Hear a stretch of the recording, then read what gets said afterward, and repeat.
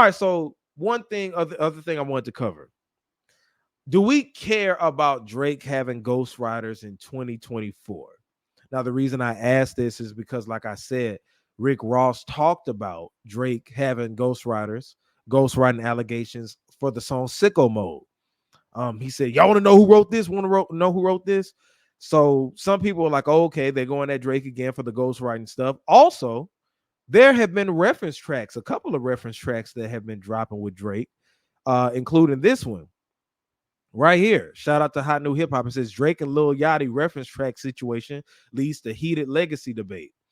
Um, Now let's see. If you remember, like Meek Mill had called out Drake for the ghostwriting stuff some years ago, and that led to their battle. But there has been a reference track for the song Jumbotron shit popping off for Her Loss. I didn't even know that was on that album. I ain't really listened to the album like that. Essentially, Yachty did the entire track and Drake sang it word for word with the same melody.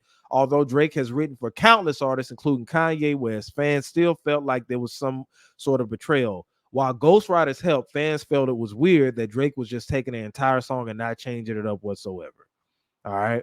Um, I'm not gonna play the song because I do not want it to get me a copyright strike, but it was this and some other songs as well.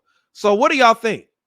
You know, see me, I've come to terms with Drake having writers. Now, do I think that Drake can write music? Absolutely.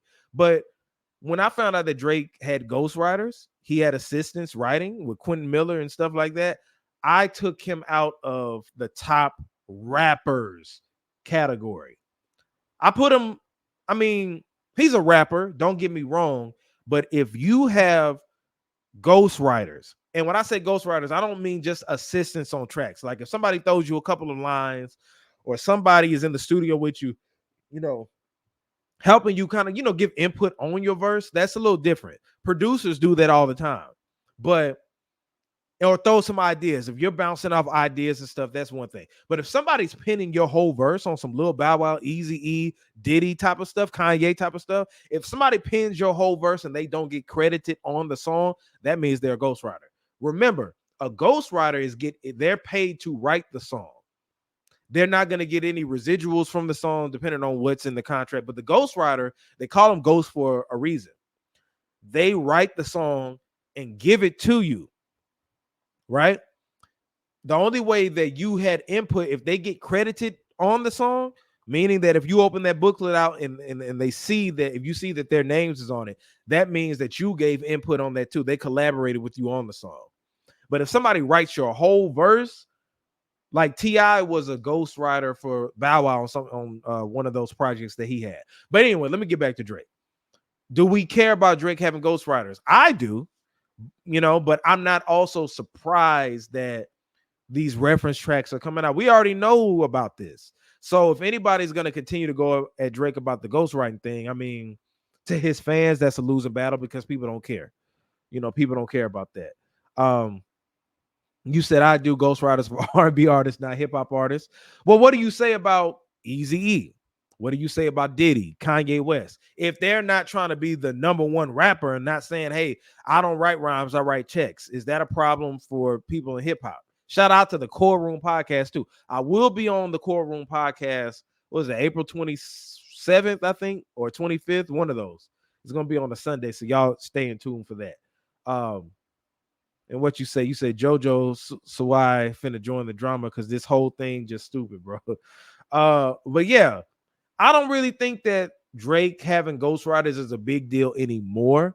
It is to the hip hop purists, to the hardcore hip hop fans. But me, I expect it. I just don't put him up there with the Kendrick Lamars and the Drakes I'm saying the Drakes, the Kendrick Lamars, the J. Coles, and everybody who don't have ghostwriters because Drake is a hit maker. Now, if you're talking about hip hop artists, Drake is on the top.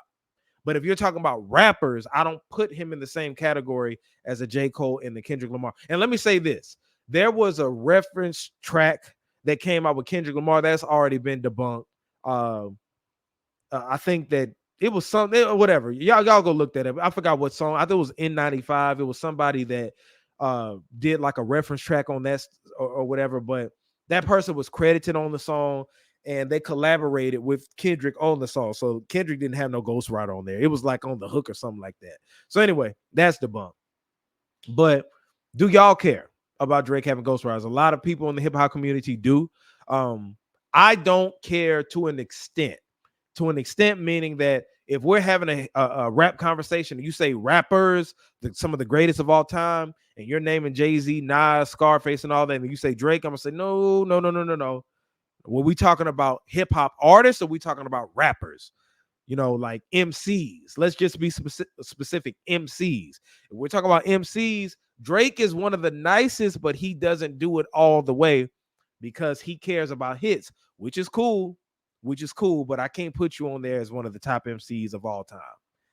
GOAT list, exactly. If you want to be on that GOAT list, you can't have a ghostwriter. I agree with that 110%. 110%. Man, we are heavy in here tonight. Shout out to everybody who has been joining me and who's joined right now. But yeah, all together, man, I think that Kendrick is about to slaughter, demolish. Oh, it's about to be a nuclear missile.